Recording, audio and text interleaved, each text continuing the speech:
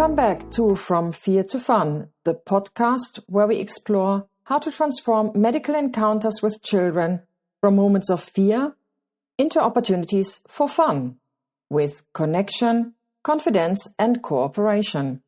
I'm so glad that you are here. Today's episode focuses on a simple but powerful truth. Engagement with a child needs first connection and then respect. Without those two pillars, no technique, no tool, no amount of medical expertise will create cooperation. So let's look at what connection really means, what respect really requires, and how these two elements shape every interaction we have with children and their families. Up to this point in the series, we've been laying the groundwork, the emotional background noise in our minds, the role of fear and curiosity, the stress families carry into the hospital, the child's question, will it hurt, and the parent's question, will this work? All of this forms the emotional landscape of the consultation. And connection is the bridge across that landscape. It is the moment when the child senses, oh, this person sees me. This person is safe. Without connection, engagement is impossible. With connection, everything becomes easier. So what about respect? Respect is the second pillar, and it's often misunderstood. Respect is not politeness, it's not hierarchy, it is not being just nice. Respect does mean we need a shared language, a way to communicate that the child and the parent can understand. And this is where the SCARF model comes in. The SCARF model contains of status, certainty, autonomy, relatedness, and fairness.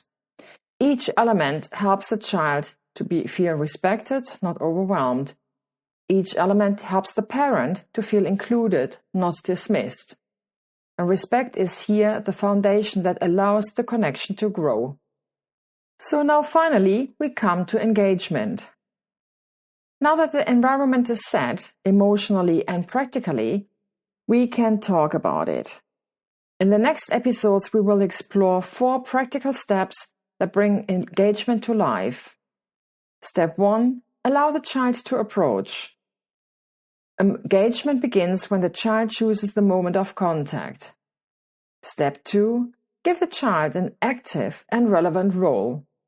Children cooperate well when they feel involved, not controlled.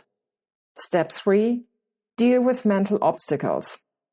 Fear, uncertainty, and past experiences shape behavior, and we must address them. And finally, step 4, empower the child and their parents. Empowerment transforms the consultation from something done to them into something done with them. These steps turn the consultation into a shared experience rather than a medical procedure.